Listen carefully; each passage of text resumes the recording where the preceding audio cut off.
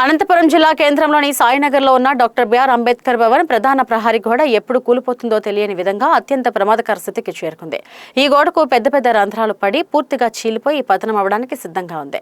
భవనం లోపల కూడా మరుగుదొడ్లు దెబ్బతిని సరైన శానిటేషన్ లేక ఆవరణమంతా అపరిశుభ్రంగా మారింది. ప్రహరీ గోడ సరిగ్గా లేకపోవడంతో రాత్రి వేళల్లో దుండగులు చొరబడి భవనంలోని విలువైన వస్తువులను ఎత్తుకెళ్లే అవకాశం ఉందని స్థానికులు ఆందోళన వ్యక్తం చేస్తున్నారు. వివిధ ఫంక్షన్లు, సమావేశాల ద్వారా ఈ భవనానికి అద్దెల రూపంలో సంవత్సరానికి లక్షలాది రూపాయల ఆదాయం వస్తున్నప్పటికీ కనీస మరమ్మతులు మరియు వసతుల కల్పనను అధికారులు పూర్తిగా విస్మరించారని దళిత సంఘాల నాయకులు విమర్శిస్తున్నారు. జిల్లా సాంఘిక సంక్షేమ అధికారులు, ప్రజాప్రతినిధులు స్పందించి అంబేద్కర్ భవన్కు నూతన ప్రహరీ గోడ నిర్మించేలా చర్యలు తీసుకోవాలని కోరుతున్నారు. అనంతపురం సాయినగర్లో ఉన్న డాక్టర్ బిఆర్ అంబేద్కర్ భవన్ ప్రహారీ గోడ మొత్తం పతనావస్థలో ఉంది. గోడకు ఎటువైపు చూసినా బొక్కలుగా పడింది. మొత్తం చీలిపోయి ఉంది. ఎప్పుడు పడిపోతుందో తెలియదన్న విధంగా తయారైపోయింది.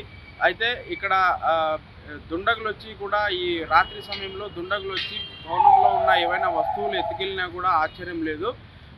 సాంఘిక సంక్షేమ అధికారులు ప్రజాప్రతినిధుల దృష్టికి తీసుకెళ్ళి, అదేవిధంగా కలెక్టర్ దృష్టికి తీసుకెళ్ళి దీన్ని తొందరగా మరమ్మతులు చేయించి ప్రహారీ కూడా నూతనంగా నిర్మిస్తే బాగుంటుందని చెప్పి ఇక్కడ స్థానికులు డిమాండ్ చేస్తున్నారు. కెమెరామెన్ డేవిడ్తో నరేష్, కేటీవీ న్యూస్, అనంతపురం.